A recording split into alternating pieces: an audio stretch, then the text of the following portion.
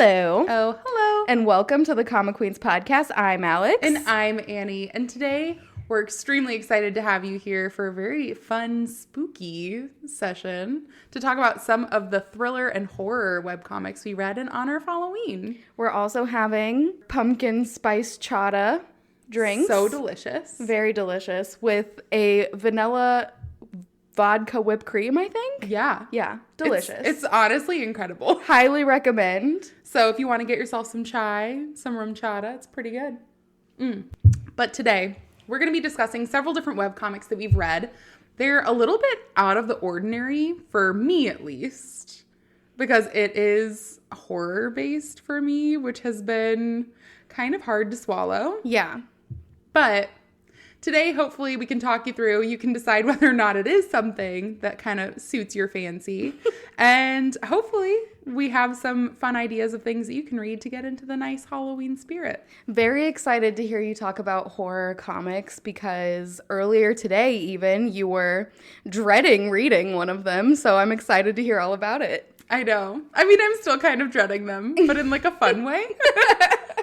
It's hard to say. So starting out, I do have two webcomics. I'm not going to get super in-depth with them today. I'll give brief descriptions. These are two series that I had hoped to read last Halloween season. Mm-hmm. They were recommended on one of those curated lists from Webtoon, where they gave recommendations based on what genre you were wanting to read, things like that.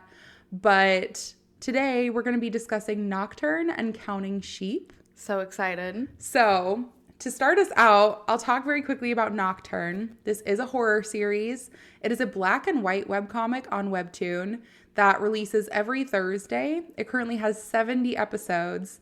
And this is a short form comic. So a lot of these are like single episode stories. So none of them are really connected. Mm-hmm. Almost like if you were sitting at a campfire and telling spooky stories to each other, it goes by really fast. And each of them has their own characters, their own themes, and then just kind of moves on to more and more scary stuff. It's an interesting setup for the webcomic because that short form, we've seen it a lot with comedy, and it works really well. This one does almost remind me of when you're telling spooky stories at those campfires, or like if you have someone shining a flashlight under their face. A classic. A classic spooky story. But the tagline for this one was, "What if everything you saw in the dark turned out to be real?" And let me tell you, I think it stands true to that. These short stories, even when they're single episode stories, have had me cringing physically from reading them. And they really have put some dark imagery in my head. So that's been a little bit hard to deal with. But I'm also a wimp, so other people might really enjoy that. Is this the one that you showed me the panel for, or was that Counting Sheep? No, it was definitely Nocturne. Yeah. And then I know the cover too was the girl with the like broken neck. It's a boy, actually. Oh, is it? So we'll get to that. All right. So I'm going to talk through some of the short stories so you can kind of get an idea of what these themes are throughout the webcomic. Obviously, they change, so there's not one standard that it's going to be set to. But it's a lot more of those monsters and things that you might be afraid of that go bump in the night. Mm-hmm. Of like, oh, when I turn on my light, I'm scared that something's behind me. And in this one, there probably is something. Oh my gosh, that is something that I think about all the time when I wash my face. I'm like, oh my, if I bring my face up after putting it in the water and there's someone behind me, I'm going to be so terrified. Yeah. Well, there you go. Read Nocturne and then you'll never be able to sleep again. No, thank you. So one of the first short stories is called Decay. It's a mom telling her son to brush his teeth. She goes, "I can tell when you're just using the tap water. Like, you need to brush your teeth." And the boy, he like runs his toothbrush under the water and like makes some noises. And then he puts his toothbrush back and he hears some weird noises coming from the drain. It's like gurgling at him. Mm-hmm. And so he goes to leave and the lights go out in the bathroom and a voice goes, "You've been randomly selected for a tooth inspection." And he goes, "Who is this?" And they go, "Oh, don't worry, I'm the tooth fairy." And he starts freaking out. So he goes to run out of the bathroom and he turns out the light behind him. And it starts out pitch black, and then it shows you this horrific monster that is like made out of children's teeth. Oh my gosh, that's terrifying. And it chases this little boy down and says, well, you definitely didn't clean your teeth, but it's okay. I have some I can give you to replace them. And he starts pulling the children's teeth. The end. Did your mom keep your teeth? Oh my gosh, no. Oh, is that not normal? I don't know. I've seen like those little chests that people put the teeth in. Oh yeah, I had multiple of those. I had one, and it was for specifically a broken tooth that I had. I had a baby tooth that was holding on for dear life. Yeah. And then I had a grown-up tooth that grew like through it, so it split into little pieces. Uh-huh. So you kept that one. And so, yeah, well, I didn't want to, but I kind of did it to spite my mom. Oh my gosh. Because she told the dentist, she's like, just pull it out while we're here. And I was like, no, I'm so afraid. And then I played like a total victim about it. Told her like, I can't imagine that. I'm just such a, I'm in so much pain. I'm just such a patient. You need to take care of me. I like lounged on the couch for an entire day. Shocking nobody with how dramatic I am. I love it. My mom kept a lot of my baby teeth. Aww. And I mean, she's a hygienist, so it makes sense. She wanted them. But I found them like when I still believed in the tooth fairy. And I was like, Mom, why do you have my teeth? And she told me that she got them from the tooth fairy because she was a hygienist. So the tooth fairy let her keep them. Aw, that's really sweet. Yeah. Yeah, well, no, my parents did not keep my teeth. They probably threw them in the trash. I ate my first tooth. Oh, no. Yeah. In a sandwich. This monster is horrifying. Like, truly nightmare worthy. Yeah. So, we're going to move forward from the teeth because it freaked me out. I was trying to give you a reprieve. Did it work? Instead, I'm just like, no. No, not the teeth.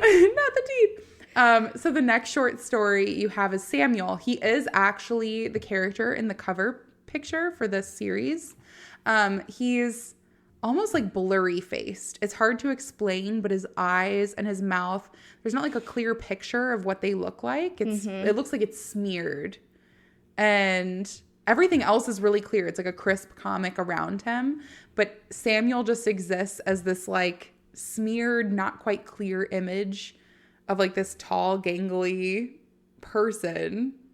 And he has his best friend that he walks around with, and he's almost like her imaginary friend. And so she starts talking about Samuel and how much she loves Samuel. And they're at her father's funeral, and she just goes, I just really wish that my father liked you. And then they go out to get food together. Mm-hmm. And she's just like this little girl. Everything's normal. She's hanging out with Samuel, who looks absolutely terrifying. Other people can see Samuel? Other people can see Samuel. Okay. But for some reason, like, she thinks it's entirely normal. Everybody else who catches a glimpse is like, fuck that, I'm out. So Samuel is going out to lunch with his friend, and she ends up bumping into somebody, and they dump their tray of food on the ground. Mm-hmm. And they get really mean, like belligerently mean with this girl. Mm-hmm. And they start yelling at her about how it's her fault, and like, she better fix this, she's gonna pay for this, stuff like that. And you see the girl just starts ushering Samuel, and they go and sit down to eat their food. And she's complaining about this guy and how upset it's making her. Meanwhile, you flash back over to the guy who was belligerently screaming at her. Mm-hmm. And Samuel is sitting facing the girl, but his head has turned completely backwards. Oh my gosh. And is just staring at the guy who yelled at her. And you find out that her rant in the beginning about how Samuel's great and she loves him. He sometimes goes like a week without eating, and so she gets really worried about him. And you find out that the reason that Samuel doesn't eat regularly is because he only eats to protect her. He eats the people around her that are mean. And so he follows this man around to his house, shows up in the living room when the lights go out, and ends up eating the guy. And she goes, ugh, you're back to not eating again. Oh my gosh. And she doesn't realize what's going on. So, again, horrifying. There are so many different themes throughout this comic. Mm-hmm. And so it's hard to pinpoint. It's just so many different, just terrifying images. Yeah. Like, truly, like, make me, like, sweat. Just, like, sweat in fear. But like there's one about a boy who is taking a test in his class and his teacher is saying, you know, keep your head down, make sure you're looking at your own paper, everything like that. And as his eyes begin to stray, he realizes that every like kid in his class, his teacher, everything has turned into all of these different horrifying creatures. Oh, no. And the teacher takes his head and puts it down and goes, don't look up. Make sure to focus on your essay. And that's it. So this one really is just like if you're wanting that small dose of spooky and horrifying imagery and just like pictures in your head that maybe will linger there a little bit longer than you want them to. It is nightmare worthy. And every single one that I've read has just been bone chilling. I mean, it sounds great. That is a word you could use for it. I love it. I'm definitely going to have to read that one. It's been on my list since the Webtoon recommendation for last Halloween as well, and I just haven't gotten around to it, but I mean, it sounds wonderful. Honestly, it was not as terrible as I thought it would be. Yeah. The one thing I can give this credit for is that when it's those short form comics, you don't get so invested in it that it's as scary. Yeah. Like you can take a break. You can go, okay, I know that I can take a break from this for like a week and know that it's not going to continue to give me nightmares. And I can come back to it if I want another dose of spooky later on. Are there any specific images that you just keep coming back to? Like just randomly you'll think about? Yeah, there is one where it's this person that's wrapped up in like a spider's web. Ooh, no. And the spider legs grow out of it. Yep. No, don't like that. Not happy with that one. There's also another one where they are at this body of water. And these kids are trying to find a shortcut to get to like their friend's house, something like that. They go, oh, we'll cross this pond. And the girl goes, we can't cross this pond. There are theories that if you cross this pond, you never make it across. Like you'll die. And the fish are like swimming in this weird pattern. And he goes, yeah, but the fish are alive. And so these friends are having an argument as to whether or not they can cross this river. And she like digs up this pile of dirt and casts it into the water. And you see all of these terrifying human souls are the water. Oh, yeah. That one really got to me. Yeah. And like big bodies of water already kind of scare me. So that was great. That was just really good at like instilling even worse fears in me than I had already had. But yeah, I think it really plays on a lot of those fears that a lot of people have. Yeah. Fortunately, as to where I've gotten now, no clowns. So I was good with that. That is kind of surprising. Yeah, well, unfortunately, Counting Sheep did not do the same. Oh, no. Which I think makes it so that Counting Sheep is a bit more terrifying to me, just because I think it played to a lot more of the fears that I personally have. Yeah. So Nocturne was great at helping to unlock some of those. I was like, wow, I never was worried about taking a test and then looking up and seeing creatures. I mean, good thing you're out of school, really. Yeah, good thing I'm out of school, really, actually. But Counting Sheep, I think, played a little bit closer to where I'm at on the fear spectrum. Yeah. So this one was a lot harder for me to read. Counting Sheep is also on Webtoon. It was another one of those that was recommended on our curated list. And it's a completed series with 60 episodes. It is also a horror series. So, I mean, buckle up. It really is. I was really hoping with sheep in the name that it wouldn't have let me down. But the cover, I mean, you had to know a little. Yeah, no, I knew it would be spooky. But this is also by the same creator of Manny. So I know you read Manny, yes, which was also like a thriller horror. And you discussed it a little bit in the Dealing with Newer Series episode of our podcast. So if you want to go back to May of 2024, you've got an episode, you can listen to that one as well. But I think that this creator in general is really good at thinking up those concepts of, it's more obscure fear than anything else. It does have clowns and things like that. So I'll give a trigger warning because I was triggered. But I think the series in general has a trigger warning. Like, hey, this has scary imagery. If you can't handle it, get the fuck out. And I didn't listen, so it's all on me, really, that I have trauma. So this is actually a continuous story. So it revolves around 3 friends. Their names are Caleb, Pau, and Dave. Caleb and Dave are dating, and Pau is their female friend.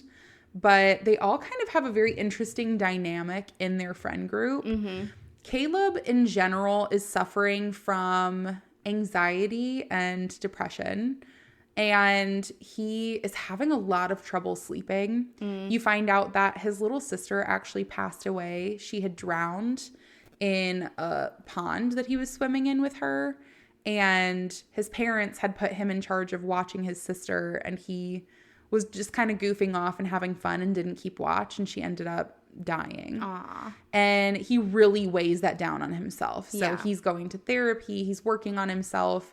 And his parents also kind of hold him accountable for this, like treat him like poorly. They'll ask him to do a chore, and when he doesn't want to, they just look at him and they're like, wow, well, last time you didn't do what we asked, it didn't go so well. And like his relationships around him, other than with his friend group, are really not so solid anymore. So Caleb really relies heavily on his friends. Pau is one of his long-standing friends. She is entirely different. She's an only child. She's kind of, for lack of a better way to describe her, rich and spoiled.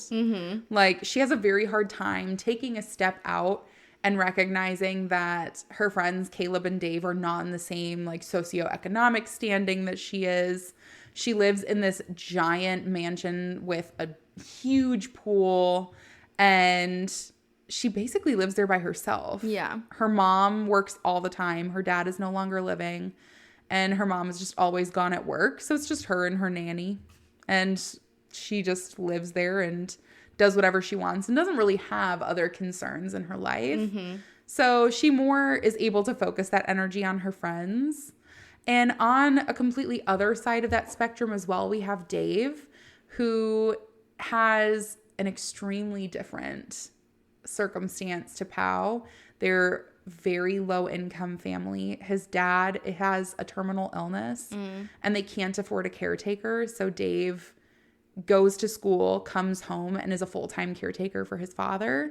And with Dave and Caleb dating, Dave has a lot of self-conscious issues of, am I a good partner because I have to dedicate so much time to my dad? Yeah. And almost growing some resentment towards his father as well, because he loves his father so much, but he does feel like he's sacrificing his younger years to take care of his dad, and he's not seeing other people have to do that. Yeah. So there are those conflicting feelings there as well. This is just their lives in the living, and unfortunately, when we start to look at the story itself, the horror really comes in their dreams. Ugh. See, that's terrifying to me. As someone who has had sleep paralysis, that is just, I don't think I could read that one. This one, if you have like a sleep paralysis experience, is probably going to be really hard to read, if I'm being 100% honest. And I won't get super deep into this one because there are going to be a lot of spoilers. But basically, they all live in a town called Black Grove. And there seems to be almost an epidemic. It starts with Caleb having these nightmares about his sister, and then throughout those nightmares, he starts to see this symbol. It's like a scratchy red diamond that shows up and just a door out of nowhere. And as soon as you go through the door, this horrific monster starts chasing you. And it looks different for everybody. Yeah. So at first, Caleb starts seeing it. It looks different than the monster that starts chasing Pau, because as Caleb does a sleepover at Pau's house, you see him hovering over her, and this like creature comes out of his mouth and passes from Caleb to Pau. Oh, terrifying. And so it's infecting the people, like truly infecting them. Yeah. So it starts with Caleb. Pau ends up getting infected. She's working as a camp counselor, and it infects all the children at this camp. And it really just quickly spreads. And even Dave ends up getting this as well when he's sleeping with Caleb. So all of them start to get these terrible nightmares. You do learn that there's a man in town who has had a theory about this and knows what this symbol is that they continue seeing in the nightmares. And he talks to them about how his wife is no longer alive and that she was a victim of these same nightmares that are starting to take over these kids' lives. Yeah. So the story revolves around them trying to overcome these nightmares and find the root cause of all of it. And there are references to this being a cult issue. It's a virus. It's a curse. And they're really just trying to figure out what it is so that they can stop suffering. Is this like a Nightmare on Elm Street, if you die in the dream, you die in real life situation? Yes, for the most part. Yes-ish. Yes-ish. Specifically. Yeah, I mean, the themes in this one are a lot darker, and I will say dream demons and things like that really do get to me. Yeah. So it was a tough one to read, but if what you're wanting to go for is horror, it really did its job. Yeah. So yeah, highly recommend. It was definitely spooky. Man, yeah, that's one I don't think that I'll be reading, but thanks for the review. Yeah. Thanks for the trauma. I mean... Okay, well, I have one for you, and I have shown you panels from this, and I am here to say that there will be spoilers because I'm going to convince you that this is a horror story. You cannot convince me that this is a horror story. You just wait. It is the most pastel, adorable little chibi animal head. But you remember Nina's Magic Chest.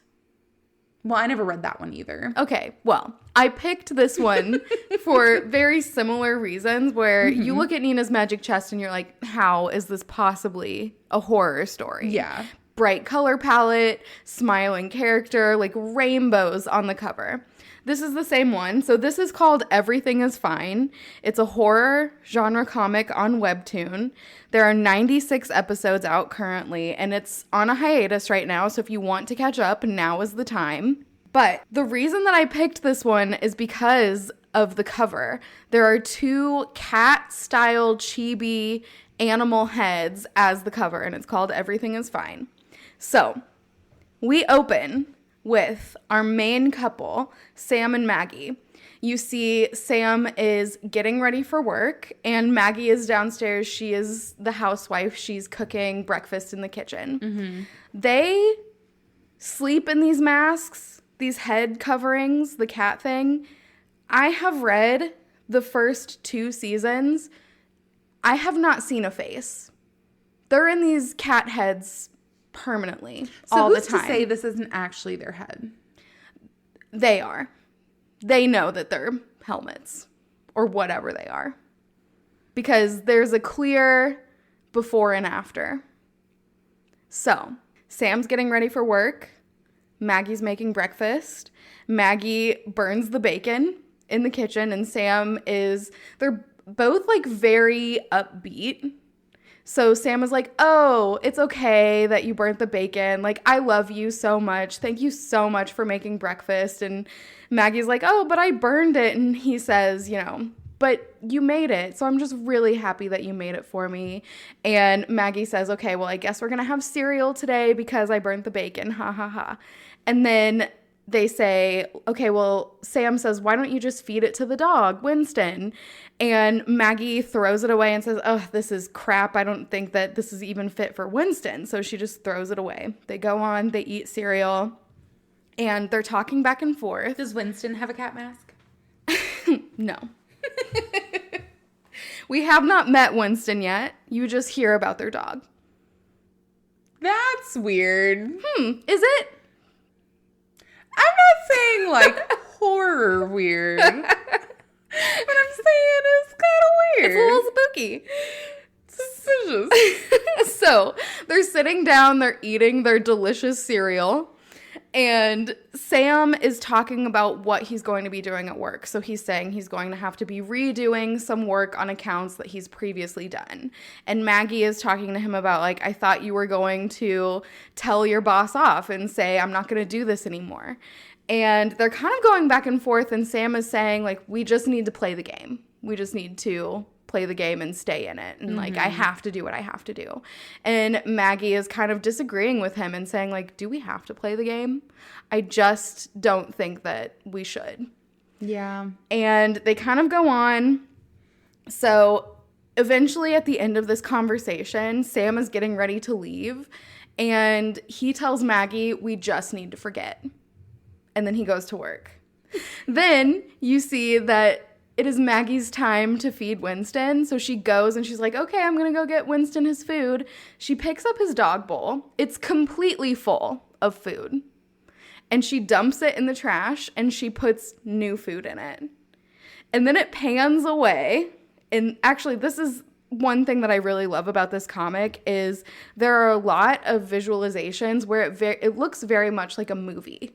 Like, as you're scrolling through it, it's like the opening credits of a movie. Or you see, you know, the actual movement of it panning backwards from the kitchen to the living room. And in the living room is Winston. And Winston is a decaying corpse dog. Little odd. They're acting like he's not, that he's an actual dog. So, that's just to start off with. Okay. Things are happening. It's a little weird. You're trying to figure out what's going on. I just can't get past the cat heads. Why are they wearing them? You showed this to me. Well, okay. To be fair, I didn't know that this wasn't like canon. I thought it was their heads. No. I'm pretty sure I said that it was people in cat heads. Well, I mean, they are human bodies and cat heads. Yes, they are. But I thought that they were like, that's just what their heads looked like. Nope. Like in this world. Nope. Okay. So, that's where we're starting.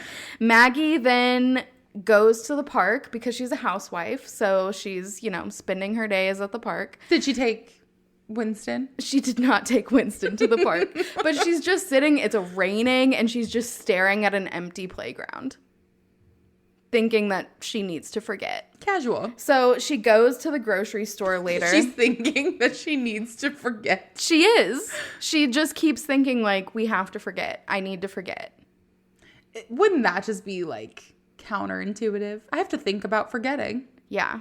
Well, you see, she's, like, looking in her coffee cup, and she is visualizing something in her coffee cup, and so she throws it on the ground. And that's why she, like, goes to the park to get out of her head. But it doesn't work because she's still in her head. So then she moves on to the grocery store. And you see it's like there are cameras everywhere in the grocery store, which, I mean, not completely out of the norm. There are cameras in grocery stores. Yeah. But they focus on that. They're, like, making a point to show you that there are cameras watching you in this grocery store. Mm-hmm. Everything on the shelves it's almost like Aldi, where there's one choice for everything. Mm-hmm. There's one brand of tuna. All the cans match. Except for one. She pulls out one can, and it's written in Japanese instead of English, and it's the only one. And she's kind of contemplating this. You don't really figure out why, like, what she's thinking about, but it's odd. Like, it's out of place enough for her to, like, recognize it and notice and, like, look around and see, is anyone else noticing this? And then she runs into her neighbor, Charlie. So she kind of has, like, a quick conversation with Charlie. And she's just talking to him about, like, things in the neighborhood. How's your life? You know, typical neighbor stuff. Yeah. So they go on with their day. And once Sam comes home, they're having dinner. And you see a guy in a mask, but it's like the mouth is missing. So these masks you also see when they eat, like they bring the food up and the mouth of the mask opens and they put the food in the middle of the mask and then it shuts again. So they see a guy outside in their yard looking through their trash, and his mask doesn't have a mouth. Like, it's just, you can tell that it's not well taken care of. Mm-hmm. And so they say, okay, I think you need to take the trash out. So Sam takes the trash out. He has an interaction with this guy where the guy is looking through the trash and saying, hey, do you have anything that's not poisoned? Have you, like, is there anything not poisoned in here? And Sam ignores him completely and then goes in and says, I think I'm going to take Winston outside. So he takes the decaying body of his dog outside and puts it outside. And then you see this guy who was like rummaging through the trash come and eat the dog. So things are happening. The neighborhood is a little odd. Maybe a little bit. You don't know why. This guy is just kind of struggling hard, eating a dog. But, you know, we move on. So. Do we find out? No. 60 episodes in, I haven't figured out, like, why. Like, well, no. Not really. They want to keep you on your toes. Yeah, pretty much. This whole thing. There were multiple points. This is your thing. I know that you're very much, like, a vocal, like, reader. Like, you like to express your outwardly react. I'm very much a stoic reader. I don't do that. I was outwardly reacting to this comic all throughout it. It's so good. But anyway, we move on and we meet some more of the neighbors. So we meet Bob and Linda, and they're like the Stepford wives. They're very happy and pleasant and like, hi, how are you? This is great. But it's off. You can tell something is off about it. So they invite over Sam and Maggie and Charlie for a dinner party. And Charlie doesn't really want to go, but he kind of gets strong-armed into going, and so he ends up going. You see that Maggie and Sam are getting ready for this dinner party, and Sam puts on his suit and he's got like this blue tie on, and Maggie wears this like killer red dress, like super deep V, slit up the side, and Sam is just like, your dress doesn't match my tie. And Maggie tells him, well, then go change your tie. And you can see she's kind of over whatever's happening. She's acting out a little bit. So this is why she's wearing this like very bright dress that look at me. Yeah, this like look at me showy dress that is just very different than what everyone else is wearing. They go to this dinner party. They're making awkward small talk because that's just what everyone does in this neighborhood. It's just off. As you're reading it, like you were reading some of these panels earlier and you're like, oh, it's so cute. Look at their interactions. If you read them all, it's not cute. It's very like eerie. Something's wrong. You can tell that no one is genuine in their interactions. So then you see Charlie goes up to go to the bathroom. Maggie then goes away. Charlie confronts Maggie, like not in a mean way, but just like goes to talk to her in the hallway. And he asks her if she likes trains and if she wants to come see his trains in his basement. As she's doing this, you see from a peephole, there's an eye watching them. Just an eye. You don't see who's actually watching, where it's coming from. It's just like a peephole with an eye in it. Who sees this interaction? Okay. So then we kind of cut forward and it's later on. The dinner party's over. Charlie invites Maggie over to go look at his trains in his basement. Maggie goes over to his house. While she's there, a police officer knocks on the door and comes in and is talking to Charlie and Maggie. And Charlie starts saying, Maggie has nothing to do with this. She doesn't know what's going on. And Tom, the police officer, says, let me see your basement. So he goes into the basement by himself. And when he comes up, he's like, what do you have in your basement? Why would you have that there? And Maggie has no idea what's in this basement. And she's like freaking out.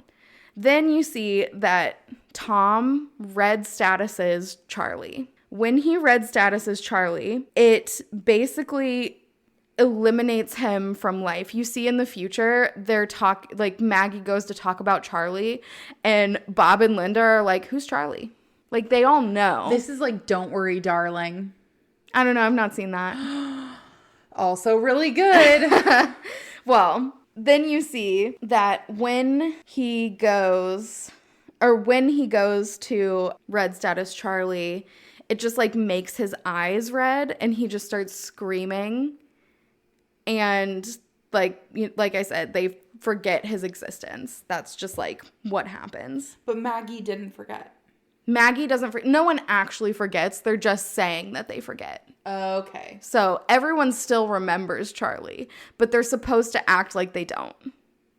So then later, like, Tom goes and talks to Maggie in the park, and she says something about Charlie, and Maggie knows, but she knows that she's supposed to say that she doesn't. So she goes, I don't know who Charlie is. Who is that? And Tom's like, yeah, that's weird. I don't know who Charlie is either. And they just kind of move on from that. He was trying to, like, trick her into saying that she knew who he was. Playing the game. Yeah. Maggie does end up going to Charlie's basement after he's gone because his house is still there. And she finds a book, and in this book, it's got a highlighted paragraph about aluminum foil. And it's saying that, like, you need to get aluminum foil to block the waves. She goes to the store. She tries to buy aluminum foil. There is none in the store. So she's walking out, and she runs into this other lady, Judy. And Judy is talking to her and saying, oh, you need aluminum foil. You must be baking a turkey. And she's like, yeah, I'm baking a turkey. And Judy starts asking her, how big is your turkey? And so then they're talking about the size of the basement, not like an actual turkey. She's saying like, oh, it's 1,200 feet, but like, you know, saying it in what would make sense for a turkey. 40 pounds. 40 pounds. So Judy says, oh, I've got aluminum foil for you. Come to my car and I'll give it to you. She gives her a bunch of aluminum foil, and Maggie covers the basement in this. So then you see that Linda and Bob have reported that Sam and Maggie are doing something wrong. So Tom goes to their house, and he comes in and he says, let me see your basement. So he goes down into the basement with Sam. Sam has no idea why there's aluminum foil all over the basement. Mm-hmm. He's like, what is this? What's going on? Like, you just see he's completely in the dark. And Tom he knows exactly what it's for. And so he's asking, he's like, Sam, why do you have this? And then Maggie comes down and she smashes Tom's head in with a hammer and kills him. So previously, after Bob and Linda had reported Charlie, you see that they, for their efforts in making the town better, are getting to move to another town called Lakeside. And it's like a step up. It's like there's a ladder, a clear ladder. You live in this town once you've done enough good, aka once you've reported enough of your neighbors, you get to go to Lakeside. So once you're a narc. Yeah. So they're supposed to go to Lakeside. And Sam and Maggie is like the mastermind of this. But she's like, all right, you know, we've killed Tom. I've killed Tom. We've got to figure out a plan. Like, we've got to move. And Sam, I'm sorry that, like, I've kept you in the dark about this, but we have to take care of this right now before they realize Tom is missing. And you find out from Tom's cell phone that they are monitored every 10 minutes. Every 10 minutes, their helmets ping and say exactly where they are. They end up taking Tom's body over to the neighbors, Linda and Bob's basement, and they report Linda and Bob for murdering Tom. So Linda and Bob get red lighted. And before that, even when Maggie is killing Tom is trying to plead with her, and he says, we are the same. Their names are Peter and Davy. Whose? That's a good question. Yeah. Then he kills them and they all go on. So after all of this has happened, they take Tom's body over to the neighbors. Another police officer, Greg, comes in and he convicts Bob and Linda of murder of Tom. And then Linda takes a knife. She's like, I'm not going down like this. You are not red statusing me. And she gets tased and they get red statused. And you see, once they get red statused, it kind of goes into their eyes, like they're black pits, and it just zooms in. And you see in the black pit are two kids standing on the ledge of a cliff, and they're saying mom and dad. What? They're killing the kids. When you get red statused, your children die. their children are not with them. Huh. So that's why everyone doesn't want to be red status. Where are their kids? Don't know. Do Sam and Maggie have kids? Everyone has kids. Who has the kids? Who has the kids? So, we're just moving on. Greg then tells Sam and Maggie, you have reported your neighbors for this horrible murder. Yay for you. You get to go to Lakeside. That's the end of the season 1. Season 2, they're on their way to Lakeside. It opens up with a beautiful shot of a squirrel eating a finger. No one else sees this. This is just like your own little private moment that you get. Oh, isn't that so nice? It's so nice. The characters don't see this. They're like driving to Lakeview. It's like this nice, happy neighborhood. They go in, they meet one of their neighbors, Julian, who is like, hi, how are you? I'm the welcome wagon. Super upbeat. He's one of the ones with a sticker on his head. And there's more like decoration here. They have the stickers. Someone has stars. Like the Mare has the heart over her eye. Like there's just a little bit more individuality with the way that the characters look, but they're all still wearing the helmets all the time. I've never seen a person's face, even in flashbacks. Do they do showers and things? With the helmets. Did the children have helmets when you saw them in the mother's eyes? Yes. Okay. Yeah. So, you also meet a couple of other neighbors, Glenn and Gladys. They're hiking through the woods. They're nude when they're hiking through the woods. Just, hanging out. Why? Because they say the only thing left for us is to live free. So they have just accepted that they're never going to get their children back. And so they might as well just live their lives how they are and do whatever they want. And whatever they want is to walk through the woods naked.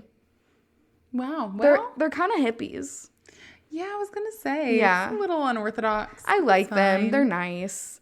They're nice and naked. They're harmless. See, that's the thing. Everyone is like, this is the part that makes it really interesting to read, is you never know who to trust. Within the different people in the neighborhood, within the couples themselves. But like where you're at right now, you're like, Glenn and Gladys are good people. Well, Glenn and Gladys are dead. I mean, like, they're not walking around dead, but they have died, and to the point that I'm at. So, and you know how they died and why, too. Someone killed them for naked hiking. For naked hiking. They're like, I'm sick of seeing Glenn and Gladys. I'm tired of this. No. No, that's not why. So they're trying to get used to life in this new neighborhood. And how it works is you get merits and demerits. And like so school? Yeah. Happy face or frowny face. Oh. Truly. So they have to sell goods in the market. It's like a farmer's market style. Everyone has a stall and you're trying to sell your goods. So Sam's new job is that he's trying to sell vegetables, and his vegetables are all really small. So he does eventually... I bet they're average-sized vegetables. He does eventually, like, market them as small vegetables. He's like, do you ever feel like you have too many carrots on your plate? Try these small vegetables. Baby carrots are a thing. Yeah, but it's, like, really small, not meant to be that way vegetables. No, it's not a baby carrot. It should be a normal carrot. It's a normal sized carrot.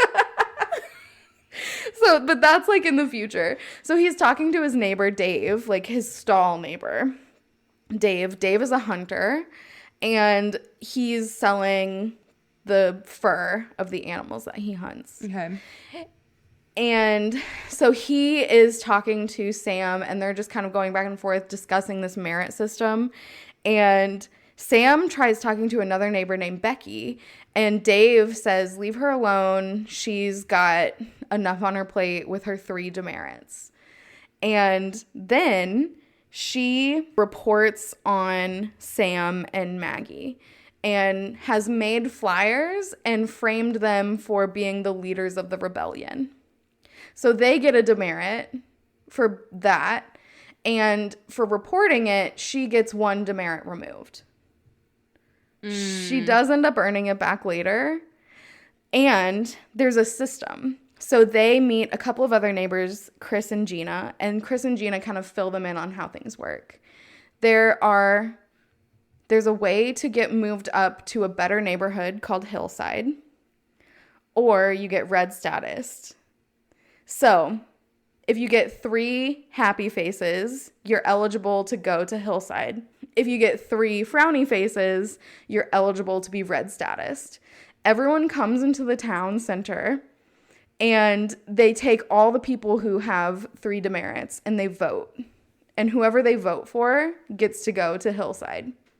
And it's in couples, or it can be an individual person as well. But it's always 2 or 1 people, never more. How many demerits do Glenn and Gladys have? 2. Oh. Yes. Becky has 3, and she is voted down, so she gets red status. Sam and Maggie are kind of seeing how it works. They're seeing, in order to get a merit, we're going to have to report people, because the only other way is to get like 100,000 credits, and that would be through selling his tiny vegetables. And he's like, I've done the math. They're average-sized vegetables. They're tiny. He's like, I've done the math. I'm never going to do this. And so he's kind of coming to the realization, like, the whole system is built for you to report on your neighbors. But it doesn't work out, because everyone is then just framing each other for different things. They framed people to get here. People are trying to frame them for other things. All just taken face value? There's no investigation or anything done for it? I mean, there's like very minimal investigation, and if you refute it, like, it just, like, if it looks like you did it, then you did it. So they kind of investigate, but like, not really. Their investigation was, oh, we found more flyers in your backyard, so you must have been the one to make those. So not really. Not really. Yeah. So then they've met Gina and Chris, which is just another couple, in this neighborhood with them. And Gina and Chris say, hey, come hang out on our boat. And you figured out that everyone has a boat. It's on a lake. In the boats, it's like a dead zone. So they can talk freely. You see, that's why the aluminum foil was there. You can only talk freely when you're not being monitored, which is why everyone is very nice, but it sounds off. Because they're being monitored, so they can't say anything of substance. So they go into Chris and Gina's boat, and Chris and Gina say, let's form an evil alliance. Exact quote. Tempting. An evil alliance. Well, they take the bait, and they form an evil alliance. Their plan is to frame other people so that they can get merits for each other. They're going to help out. So like 2 people saying that another person did something, they're going to take turns with that. You also find out that the person who has been red status, so like Becky, she is then sent into the woods, and everyone in the town has the opportunity to go hunt her down. And whoever brings her head back gets a merit. The cat head? Yes. So it has to be in the helmet still. Yeah, but yeah, it's a person's head in a cat helmet. Yeah. Gotcha. So those are the ways to get merits. You kill someone, or you report them for doing something wrong. Or you earn 100,000 credits. And those small vegetables just aren't going to cut it. They aren't going to cut it. So they agree to this alliance. Their first target is Dave, who, if you'll remember, is Sam's hunter neighbor in the stalls. And so they set him up for robbing the pharmacy that Gina works at. And so when they frame him, they say that he stole the drugs from the pharmacy and that he tried to sell them to Sam and Maggie. And so Sam and Maggie report him for this. And then Greg is like, is that true? Is that really what happened? They say, yes, it is. And Dave is kind of like, it's okay. I understand. I still consider you guys my closest pals. So he's a little scary. And then after this happens, Maggie and Sam just kind of feel really awful. They're like, we want to go to Hillside, but because it's implied that at Hillside you'll be reunited with your children. So that's why everyone wants to go there and why they're trying so hard to frame other people, but they just feel incredibly guilty for doing that to Dave. Well, yeah. So they decide that they're not going to do that again, and they kind of come up with their own plan to trick Chris and Gina, but Chris and Gina find out about it, and then Chris and Gina go and work with Dave, and they are trying to go after different people. So they go after Dave, and Chris and Gina go after Glenn and Gladys, and they already have 2 demerits. So they frame Glenn for stealing something from Dave's stall. And so they get demerits for that, and they are chosen to be the people who are red status. And so they are running away, and they are given a 20-minute head start, but Dave has dug a pit and filled it with barbed wire and put them in it, and kind of threatens Maggie and Sam once they find Glenn and Gladys there. Then Sam and Maggie start to have a disagreement because Maggie's like, I don't want to do this anymore. I killed Tom, but I don't want to kill any more people because Dave has left. Gladys has already died. She died when she fell in the pit, but Glenn is like struggling in the pit. And Dave says, you can kill him if you want, or I'm just going to let him like struggle until the very end. And so Maggie's like, I don't want to do it. I don't want to, I've already killed someone. I don't want to do it again. So she makes Sam do it. And then it just like impacts their relationship. Like they're kind of, there's a lot of tension growing between them. So then Maggie kind of goes off on her own, and she meets Laura, who is the mayor. Laura was married to Tom, who was murdered by Maggie. Laura knows that Maggie's the one who murdered Tom because they found Maggie's prints on the hammer. So she invites Maggie to her house. She kind of interrogates her about it, and Maggie just avoids it and saying like, well, it was our hammer, so of course, when Bob and Linda stole it, it had our fingerprints on it already. And she has all these answers kind of at the ready, and Laura's like, yeah, okay. And she she invites Maggie. You know how you accept somebody denying the murder of your husband? Yeah, So she invites Maggie into her basement. We've had a lot of luck with basements already, haven't we? Ah, yes. So she goes into the basement with Laura, and Laura asks her how she would like her whiskey. So Laura and Maggie are sitting back, chilling in this like 70s bunker basement. Very nice.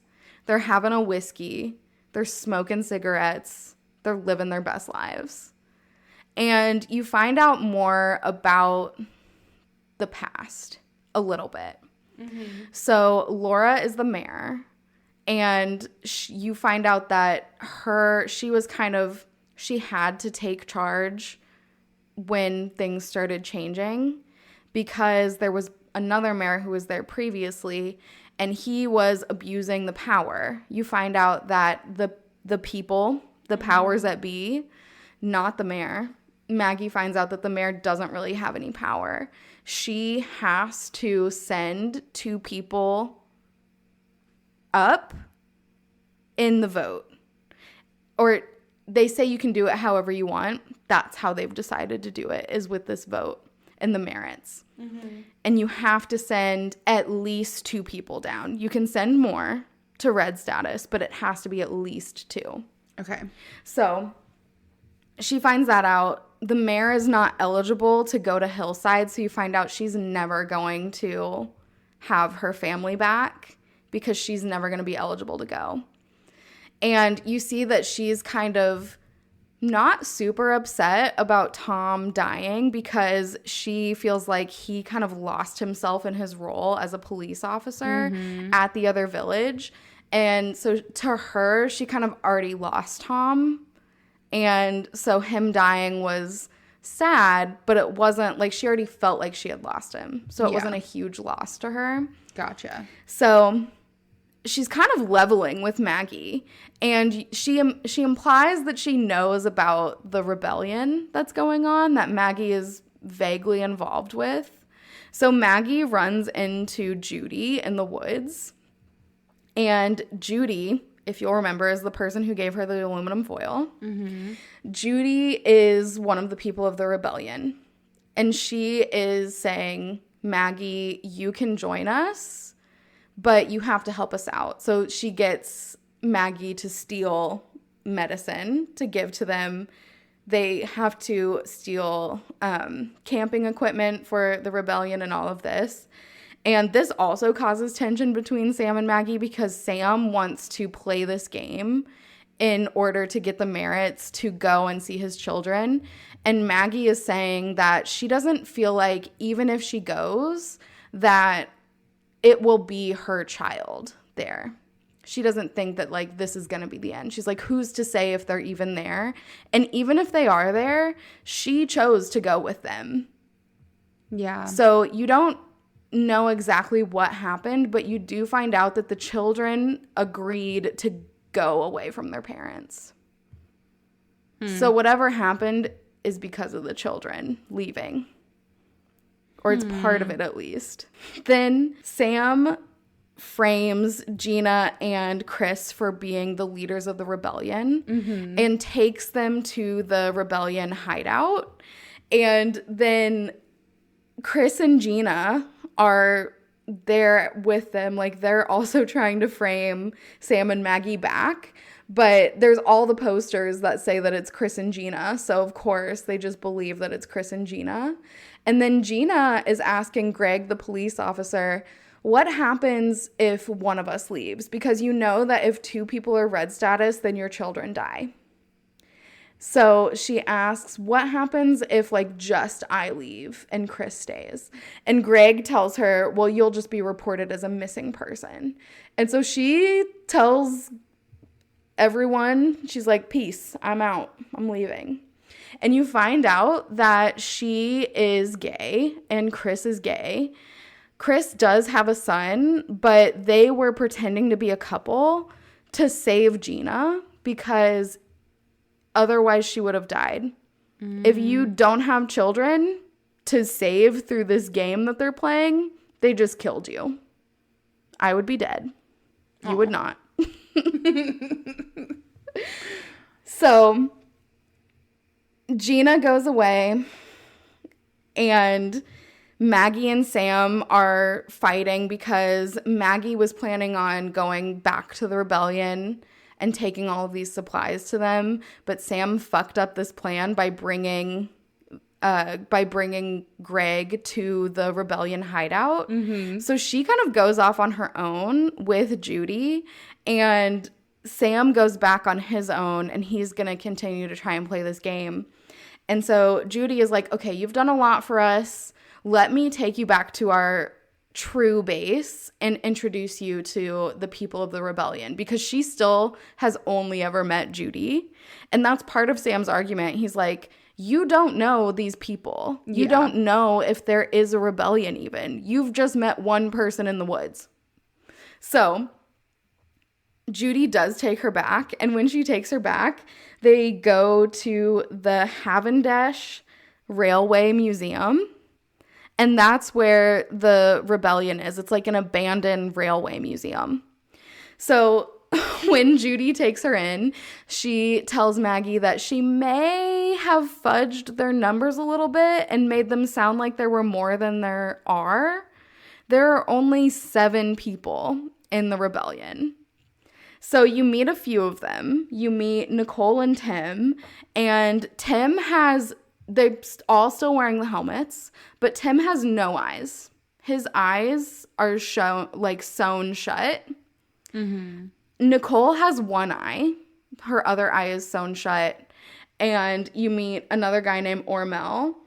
Ormel has an eye a mouth where his second eye should be and an eye where his mouth should be. So his mask is just messed up. You find out why they have the like weird looking masks and stuff. And so Tim and Nicole were from a different village, and they had a mayor who was bad and used the system to have everyone do forced labor, and he just got all the goods.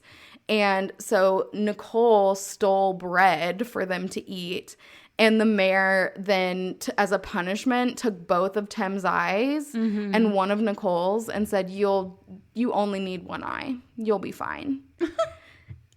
And then you find out that Ormel, and they got red status because of this. Ormel, the only reason that he was red status is because his mask was made incorrectly, which is why he has a mouth where his eye should be and an eye where his mouth should be. It was just like a manufacturing error. That doesn't feel like his fault. It's not his fault, but here we are. Care. You also meet someone called Please Hold. And Please Hold is a child.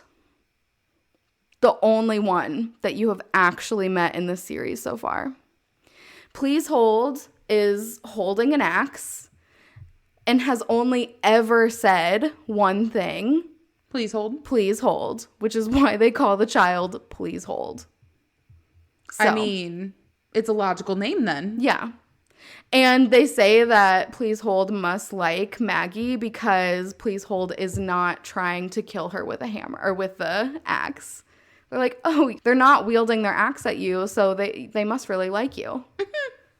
Oh. So then Judy says, let me introduce you to someone else in the rebellion. So they go into this giant train part, and you see that there's someone in the engine of the train, and he just looks out and says, hi, Maggie. I just want to ask you a question. Do you like trains? And it's Charlie.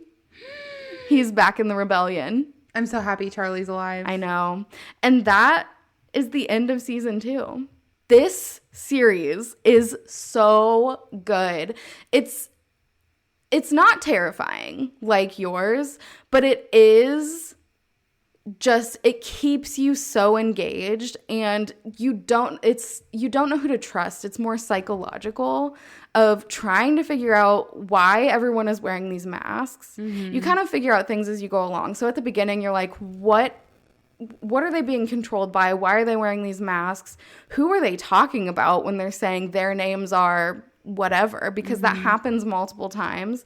You find out it's the children, but you don't know where the children are or why they were taken away. You don't know who the powers that be are. And you still don't know. We don't know what happens at each next step of the stage. Like, who's to say that Hillside really is where you are reunited with your children? And clearly something has happened to the children, because the one child you meet can only say one thing, please hold. So it's and if the mayor isn't in control of this either. The mayor's not in control. The mayor is just another pawn. So trying to figure out who is. Yeah. Who's in control? This series is so good. Even spoiling it all for you, I still feel like it's worth the read, because everything that I've said, there is so much more nuance to it. I love this series. 10 out of 10 recommend. Catch up while it's still on hiatus. It's a perfect spooky read. Absolutely love it. It's so interesting, too, because it really is just, like, the softest pastel palette. I know. So, I will give you this. It does sound spooky. Very spooky. So, yeah, I'll have to give it a read. It's more of, like, one of those, it's not like a gore type of thriller, you know? It's more of, like, the mental, psychological, what's gonna happen type of thriller, which is honestly my favorite. The ones that kind of make your heart beat faster, and like you're trying to figure out things at every turn. I'm just sitting there telling my husband all about this at the airport and on the ferry, and every time he's like, I don't know who you're talking about. That's cool, honey. Yeah. Great job. Good job. I'm proud of you. Well, to finish us off for our spooky Halloween stories, I do have one that's a little bit more of the gore side. Ironically enough, I handled this one a lot better than I did the 2 horror stories. Well, you were very excited about this one. I was very excited about this one. This one's a lot more like murder mystery than anything else. And I will say, I like a good murder mystery. Yes. So, to start us out, we are going to be talking about the Gwichon Village Mystery. This one is on Webtoon. It's a thriller that's somewhat newly released. So, it releases every Monday, and there are 18 episodes out right now. Super easy to catch up on, and it really is just so shocking the entire time, start to finish. So, the story starts out with Mum-young. He is in this yellow outfit. He's cleaning his floor. He goes, perfect, I just got it done. That's great and wonderful. And you find out very quickly that he is not in his house. He is in the house of the 2 people that he just murdered that are in the bathtub. But he got the floor clean and all the evidence cleaned up, and he cleans up the people too and then leaves. And so these police officers go to investigate. They go, this is the pattern of a serial killer. A few towns back, this happened. There was something going on beforehand. And they send out this alert over the radio. And you see Mum-young just driving and smiling as he hears them say, we have some suspects. We think we have a lead. Like, please be on the lookout. Blah, blah, blah. Well, one, they had no business making Mum-young as beautiful as he is. So if you have a problem with falling for all of the red flags, he is an actual serial killer. And he looks like Geto from Jujutsu Kaisen. That's why you wanted to read this one, isn't it? Hands down. Saw this and was like, I'm reading that. I just have to hope there's a Gojo in there somewhere. But anyways, Mum-young decides to drive to Gwichon Village. It's the village that his grandmother used to live in. And right away, he has a story off the bat. He goes, I'm just going to the village to take a break from the city. The cities are so loud and busy. I just want to take a break. And he gets there, is immediately met by this old man who's yelling at him. And he goes, who are you? Get out of here. You have to leave. Leave. Get out. And he goes, I'm not leaving. I'm staying right here. And the granddaughter of this old man runs up and she apologizes. She goes, please don't take any offense. My grandfather's not well. You know, he's mentally a bit unstable. And she introduced herself as Gwichon, and she says, you know, who are you? What are you doing here? Like, people don't just travel through Gwichon. So Mum-young says, my grandmother, Jongya Kim, she lives here. And so I'm just coming to stay here for a while. And she immediately calls Mum-young out on this and says, she died 3 years ago. Like, did you not know that your grandmother passed away? And he goes, I did know. I just am here because I want to stay in her house. And the daughter says, you can't do that. I don't believe that you're the grandson. You weren't at the funeral. How do you know her? Are you sure that you're a relative? And he makes a comment where he says, no one was at her funeral, actually. So I wasn't the only person who missed it, but thanks for letting me know. And he just jumps the gate to the grandmother's house, knows exactly where the spare key is. And you learn he's telling the truth. This is his grandmother's house. So he gets the spare key, opens the door, and then he stays inside. Well, he is immediately met by the chief of this village, who is very curious to see whether or not Mum-young is actually a part of that family. And so he starts asking questions.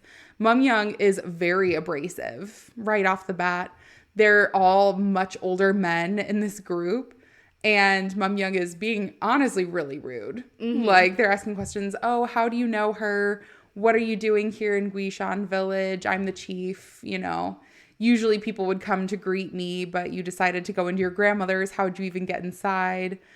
And the one thing that Mum-young notices really early on is that the grandmother's house is well maintained. There's still running electricity and water. It looks like somebody cleaned and was living in the house since his grandmother passed away.